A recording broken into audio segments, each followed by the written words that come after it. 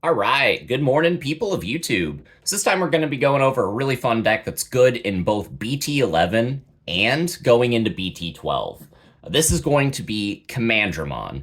This is a rookie rush slash rookie control style deck that focuses on chipping away your opponent's security with these bodies that will float and provide you more value while also playing a lot of really good options to clear away your opponent's big Digimon that would prevent you from going in for the kill, and also giving you a lot of pressure whenever your opponent tries to swing into your own security. Like I said, this deck gets even better in BT12 with the addition of the security rookies. We actually get Dorumon for black, and what that does is if it's hitting security, it goes to your hand, and then you reveal the top card of your deck. If it is a Digimon with a play cost of 4 or less, you get to play it for free, which gives you more aggression, it gives you more tempo, and just overall more value while also fixing one of this deck's main problems of keeping cards in your hand. So this deck is something that if you do like this style of play, I highly recommend that you get the cards now, start testing it out, because in BT12, this will be a better deck. So without further ado, we'll go ahead and get into the card by card. Starting with the eggs, these are the two ones that you really want to consider is the Pagumon from BT6 and the Missymon from the EX3 set. Missymon gives your bodies reboot, and Pagumon says if you die, then you get to reveal the top card of your deck. If it's a black Digimon, it goes to your hand. I think Missymon's a little bit better now, just because we are still playing the Sealsdramon. I think Sealsdramon will be cut whenever I do get that Dorumon, and we'll go over some of the cards that I will cut to start trying those cards out. But for right now, if you're playing in any BT11 events, this card can give the Sealsdramon jamming and reboot, and it can make it so that way if you're swinging with your Digimon and they live, which is pretty probable because there's a lot of Tamers in security this format, you're going to be in a position where you get to swing with that rookie again, which will put your opponent on an even quicker timer. So I do like this. I think the ratios do change in BT12. I think I will be playing more Pagumon than Missymon, just because of that Dorumon inclusion. But the rest of the deck does not change as drastically. We'll start off with the Commandramon in order of importance. We got 4 copies of the one that plays more Commandramon, best card in the deck. We got 4 copies of the 2-cost Commandramon, because, you know, cheap rookies are good. We got 4 copies of the Commandramon that has 5,000 power. This is really good to evolve in the back, and it's your Commandramon that has the highest chance of living a security check, which I do really like. We got 4 copies of the Blocker Commandramon, which Blocker isn't really that important in this deck. Sometimes you will make use of it in matchups that can kind of match your early aggression. But this is one of the ones that if you wanted to cut for space for other cards, I think this is a fine way to go. And then we got 4 copies of the new Commandramon, which has Decoy for D-Brigade Digimon, which isn't really that good. But the big thing about this card is it's a 3 cost to play normally. It gives you a total of 20 Commandramon that you can play. So that way, whenever this one gets its search effect on the top 3, you have a 2 in 5 chance of hitting something. But this Commandramon is something that I will also be cutting down by at least 1 to make room for the new Dorumon. But I did want 20 Commandramons to give us a good chunk of D-Brigade names and an even better chance of resolving the good Commandramon's effects. For the rest of the rookies, we play some Floodgates. I got 3 copies of Chikurimon and 2 copies of Chumon. So these are really good this format. Chikurimon stops Crossheart, and a lot of other things. Like, this deck is kind of weak against Death Xmon. If you can end your turn by slamming a Chikurimon, you can make it so that your opponent can't Death X you in retaliation. And the Chumon is just really good into a format where we're going to be seeing a lot of memory boost. So yeah, 25 black rookies is quite a lot, but that number only increases in BT12 because we are going to be adding the 4 Dorumon. So yeah, this is a deck that puts on a lot of bodies for really, really cheap and floods the board and puts on a lot of security pressure that way. Going into the champions, I am only playing 3. I got 2 copies of Nani and 1 copy of the Jamming Sealsdramon. The Jamming Sealsdramon is really good with the Missymon egg, but it's also pretty good by itself just because you can swing, live the check, and then force your opponent to respond to it instead of swinging at you, which is really nice. But this card is going to be one of the cuts for the Doru. So I think I'm going to cut one of each of the Blocker Commandra and the Decoy Commandra in this, and then I'm going to find a fourth card to cut. Maybe a Tamer, but yeah, I do like this card for now. It does provide you some value, and I thought this card was a lot better than it is whenever it first came out. But in my testing, this card is good, but it's mostly just fine. I think the best champion that this deck can actually play is Nanimon, and that is me being completely unironic. This card is a 3-cost to hard play, so it matches the value of a lot of your rookies that you want to just be slamming down. But also it's a security Digimon, and getting free bodies out of nowhere that you can just kind of throw at your opponent's security will make you win this game a lot faster, especially whenever, chipping away at your opponent's security with tiny bodies is your primary means of doing it. So I did only find room to put 2 Nanimon in this deck, but I think this card is more effective the higher numbers that you can play. I wouldn't ever play less than 2. If you're going to just cut this to 1, then just cut it entirely and just make room for other cards. But I think with the 4 Dorumon in the next set, as well as Nanimon, as well as all of your security bombs, your security is really threatening, and your opponent actually has to think twice about swinging into you, where you really don't have to think twice about swinging into them. So, yeah, makes your games very, very favored towards your aggression as opposed to your opponent's. For the remaining Digimon, I am only playing 3 copies of Darkramon. We aren't playing as many D-Brigades in this list as some other lists, so this card you don't get to resolve as often, but you still resolve it very regularly, which is why we are playing 3.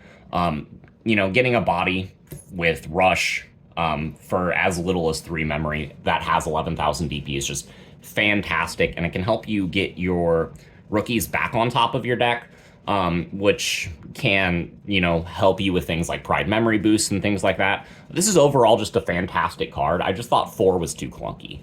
4 was the correct way in previous iterations of this deck, but I think going forward, I think 3 is perfectly fine. And then we round out the Digimon with 2 copies of Death X. I think this card is actually mandatory in this list because it really fixes your Crossheart matchup, but also it is a body that provides control that you can usually play for a lot cheaper than it's supposed to be played for, which gives you aggression, it gives you control, and those are the 2 things that this deck is really trying to do the most, as well as being a big body in your security, because, a lot of your security is rookies, so your opponent's really not concerned about losing DP wars in your security. They're mostly concerned about giving you extra value. And this is a card that can make them lose that DP war. So I do really like this. I don't think I'd play less than 2, and I'm kind of considering going up to 3 on this card. So for the Tamers, I only play 1 copy of Izzy as a memory setter. It's pretty good and helps you stack the top of your deck. And then we got 2 copies of Kazu. So I was playing a lot more of this card as well in previous iterations of the list, just because it combos with all the cyborgs and machines, but I ended up cutting the Hagurus for more floodgates, and in turn I ended up dropping this card a lot. The fact that I'm only playing 3 Tamers is the reason that you don't see the Grumblemon as well either, because I'm not as focused on getting Tamers in play to get value off of those. Izzy's mostly in here just so that I don't get choked in matchups that I don't want to get choked against. And Kazu is here because we do play a lot of removal options. Sometimes they will clump in your hand. So what Kazu allows you to do is allows you to discard those removal options and get more Digimon. Inversely, sometimes you'll have a hand full of just weenie Digimon that isn't actually progressing your game state if your opponent has a big level 6 in play that can control the board. So you can discard some of those weenie Digimon whenever you attack, and then just try to hit your removal cards off the top of your deck. So I do really like Kazu. It also gives you more memory. It is a good tamer, but I don't think this card is necessary going into Bt12. It is something that I am going to continue to test. But in Bt11 right now, this card is absolutely fantastic at helping you tailor your hand and your memory. I just think any more than 2 is a little bit clunky. So going into the options, this is where this deck shines the most. We got 4 copies of Pride Memory Boost, which, if you don't know, it allows you to look at the top 3, and you get to play a Digimon with 4 cost or less, and then trash the remaining cards. This will help fill your trash for the Darkramon play, and then you can delay it for 2 memory later. But also, you have 25 black rookies, and you have the 2 Nanimon, so you have 27 out of 50 cards that this card can hit. Statistically, that's really, really good. You know, and then whenever we get the Dorumon in the next set, that number can go all the way up to like 29 or 31, depending on the cuts that I do decide to make.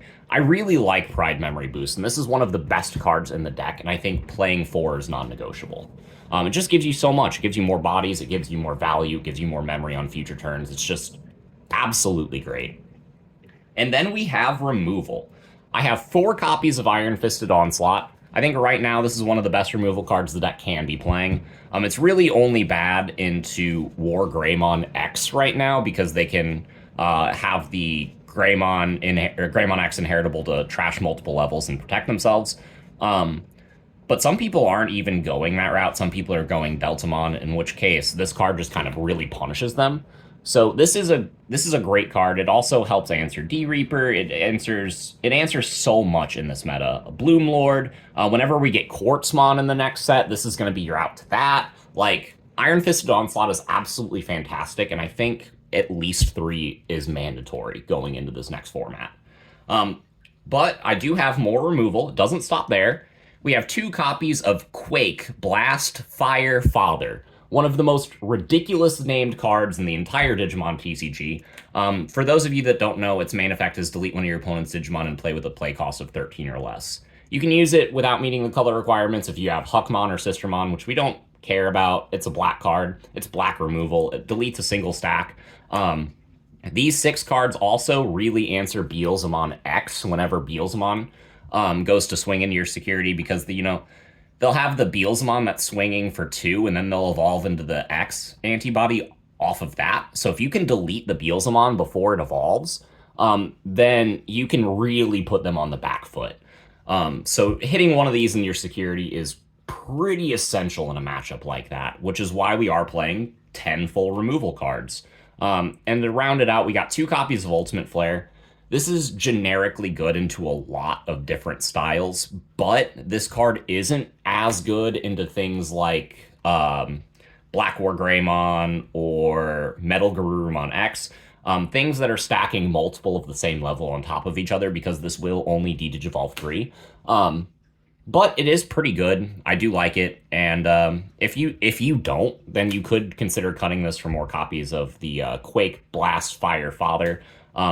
I just kind of like this mixed suite because it kind of takes care of everything that you would be matched up against. And then the last option in the deck is 2 copies of DG Dimension.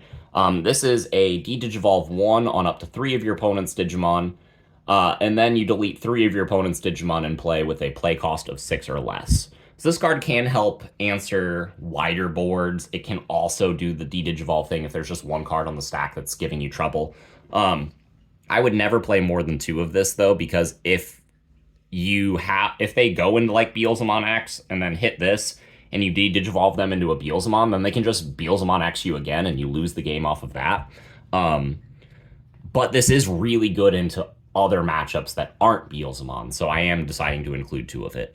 But one of these could be the cut for the 4th Dorumon moving forward, going into Bt12. But yeah, you have 10 options that'll straight up clear your opponent's board, or parts of your opponent's board. You got the 2 Death X, the 3 Tamers, the 4 Pride Memory Boost, and the 2 Nanis, which makes it so that you have like 19 cards in your deck that your opponent doesn't want to hit in security. And you also just have all these rookies so that you're never opening a dead hand. The Dark Knight can give you, the Dark Dramon can give you extra aggression out of nowhere. This is a very, very simple deck that is pretty easy to pilot, especially for newer players, but the nuances of this let it compete against pretty much everything that you're going to see. So while this is a relatively cheap deck aside from the Death X-Mon, it is one that I highly recommend that if you do like this game, or if you have friends that you want to get into this game, that you definitely pick this up and let them play around with this, because they will beat you with this deck, and they'll feel good about it, and they'll continue wanting to play this game. So, yeah, this is a very, very strong deck. I expect it to be able to take regional wins even into the next set, where I think it does get even better. So that's all I have to say. Let me know what you guys thought in the comments down below, and we will see you guys in the next video. Bye, everyone.